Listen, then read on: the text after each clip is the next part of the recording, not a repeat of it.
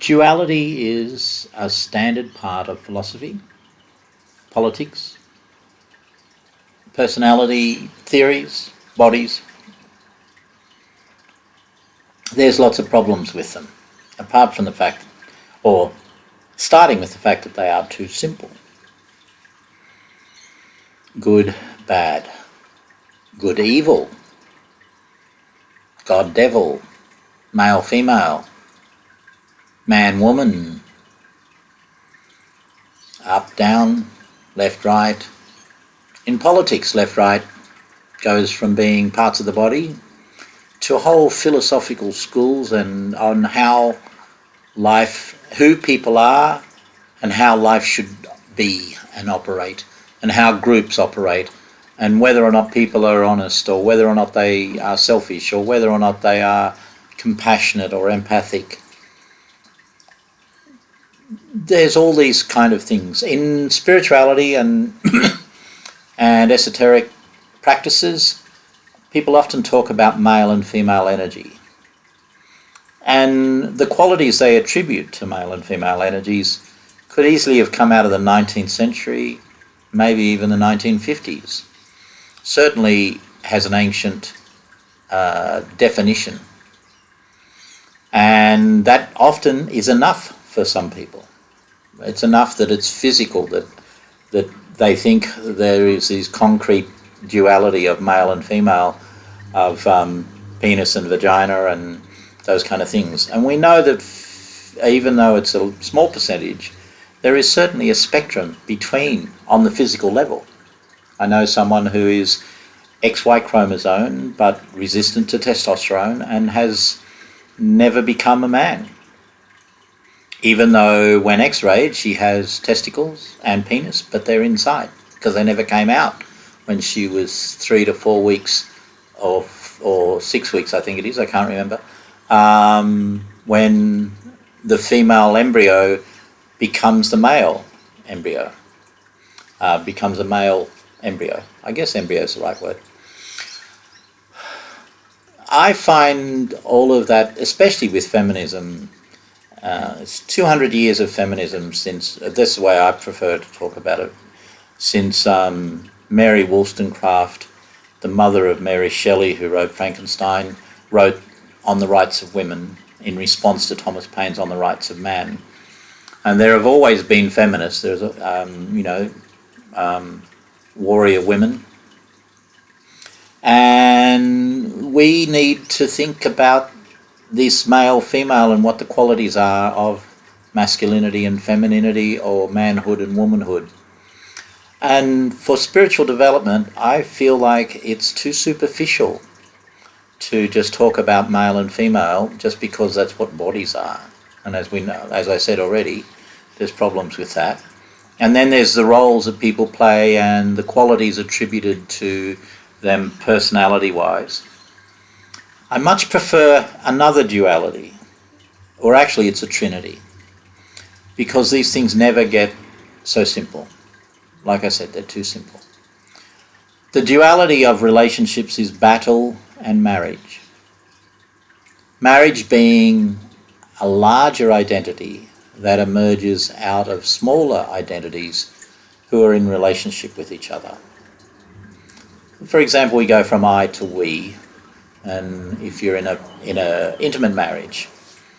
But there are other marriages, like a corporation, which has this separate existence according to law through rituals that are almost magical, because they bring into existence a being that exists only in our faith and imagination, trust, and into the social realm.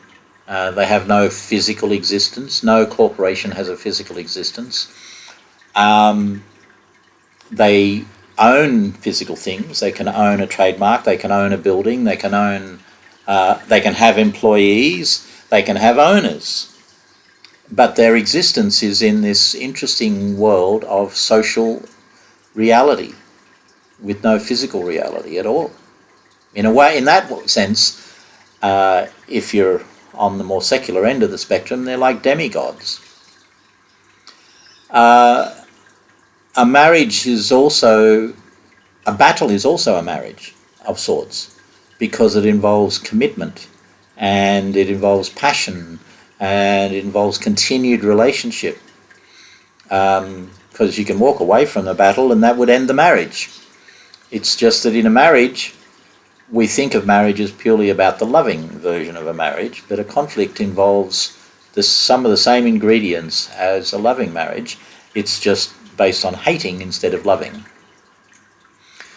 The archetypes that participate in a battle are the warrior and the adversary, or the enemy. And the lovers participate in a marriage. In Tantra, where we want to talk about the dualities of relationships, you have a marriage where the warrior and the lover are connected and involved with each other, with the adversary as the outsider.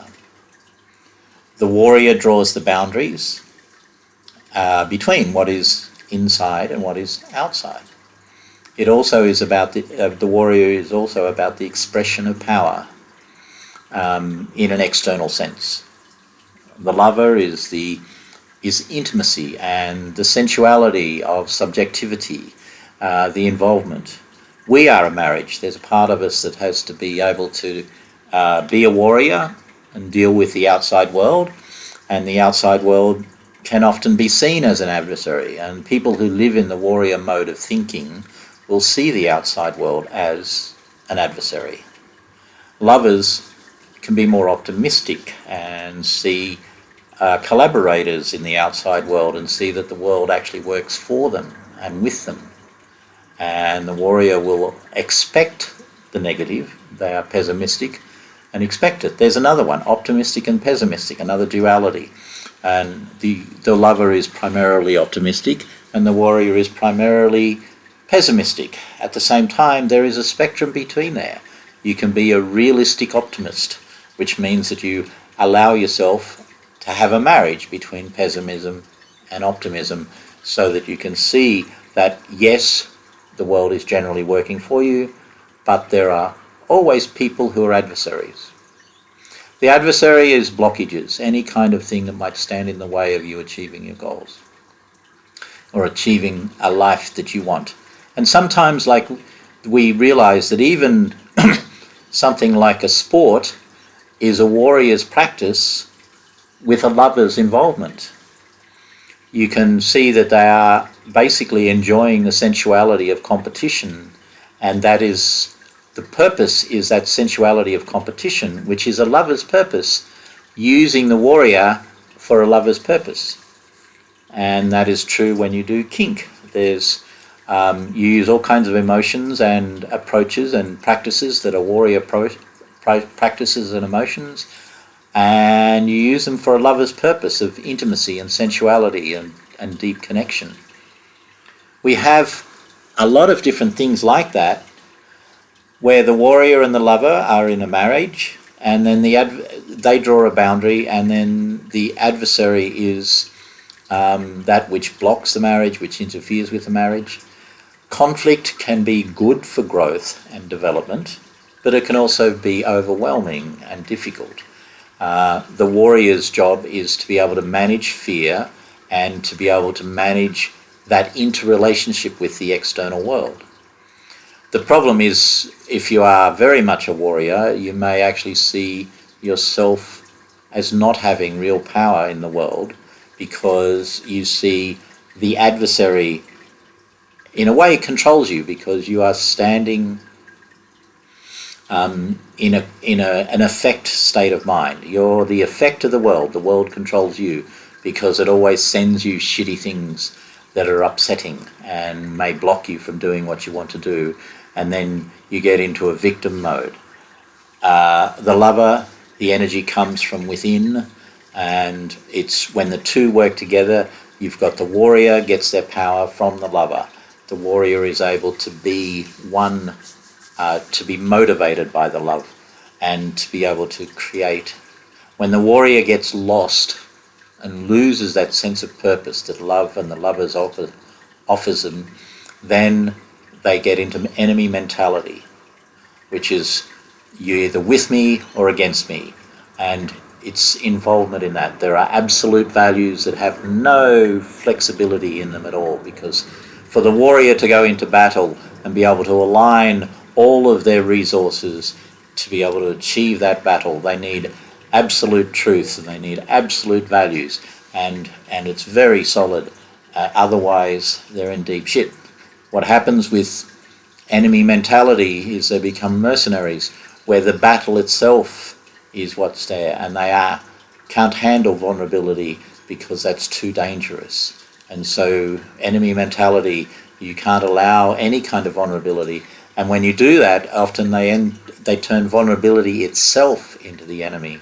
And that's when you see terrible things like massacres, or you see people like who are stuck in the warrior thing, working in a corporation, and the workers are the enemy. They feel ethical in what they're doing because they're protecting the boundaries of the corporation, and the shareholders who own the corporation, and the corporation's purpose is to make profit, and they can be very callous in the way they do it, and yet go home and be very loving with their wife and their kids.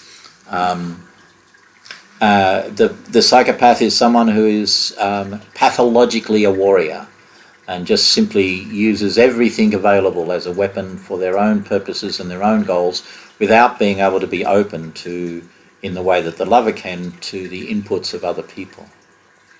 So for me, the warrior and the lover is the archetypes of relationship, and is by far better for understanding the dualities of Tantra and of spirituality. You've got a whole process going on. Within me there are the soft, vulnerable parts, and then there are parts of me that I need to discipline. I need to apply my warrior to myself by saying no to this. Where the lover says yes, the warrior says no. And the warrior, there are some situations where I feel very internally directed and controlled and capable, and there are other places where I'm externally directed and controlled and overwhelmed by the outside world. And the warrior is my way of overcoming those sorts of external inputs that come from the adversary. So that's where I think I'll stop it.